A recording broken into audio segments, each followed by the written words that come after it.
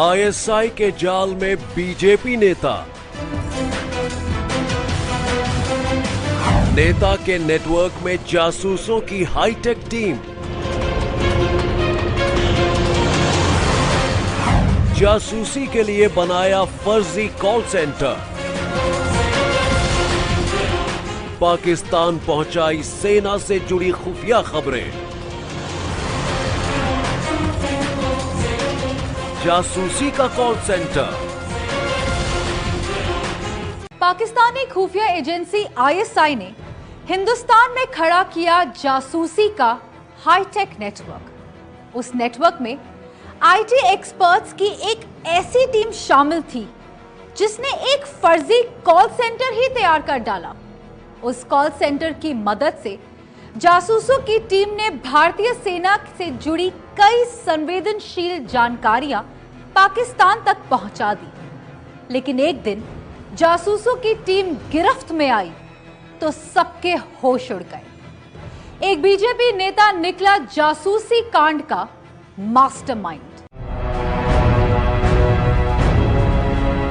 पाकिस्तान की नापाक साजिश बेनकाब। हिंदुस्तान में पाकिस्तानी कॉल सेंटर का भंडाफोड़। जासूसी के इस कॉल सेंटर का मास्टरमाइंड था ध्रुव सक्सेना। मध्य प्रदेश में बीजेपी का एक युवा नेता। ध्रुव सक्सेना बीजेपी की आईटी सेल का जिला अध्यक्ष भी रहा है, लेकिन अब यह युवा नेता एटीएस की गिरफ्त में है। इसकी गिरफ्तारी के बाद एटीएस ने खुलासा किया है कि बीजेपी का युवा नेता ध्रुव सक्सेना असल में जासूसों का सरगना था। ये अपने कॉल सेंटर की आड़ में चला रहा था जासूसी का नेटवर्क। ध्रुव सक्सेना और इसकी टीम ने मध्य प्रदेश में जगह जगह जासूसी के कॉल सेंटर खोल रखे थे। उन कॉल सेंटर्स की आड़ में चल रही थी फर्जी टेलीफोन एक्सचेंज। एटीएस ने ध्रुव सक्सेना समेत 11 लोगों को सतना, भोपाल और ग्वालियर से गिरफ्तार किया है।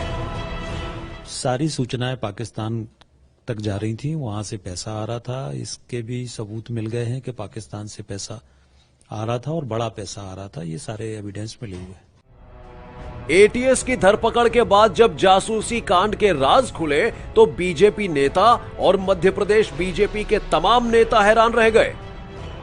पता चला है कि मध्य प्रदेश में छिपे बैठे पाकिस्तानी जासूस भारतीय सेना से जुड़ी संवेदनशील जानकारियां पाकिस्तान भेजते थे और बदले में पाकिस्तानी खुफिया एजेंसी आईएसआई की तरफ से इन जासूसों को भेजी जाती थी मोटी रकम।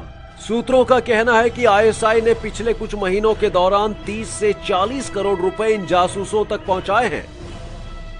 हम लोगों ने कार्रवाई की है जिसमें सतना के बलराम और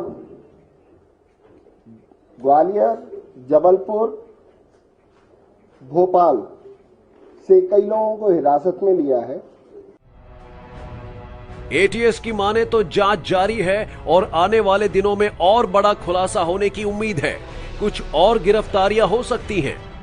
सच्ची घटना के लिए भोपाल से ब्रजेश राजपूत की रिपोर्ट।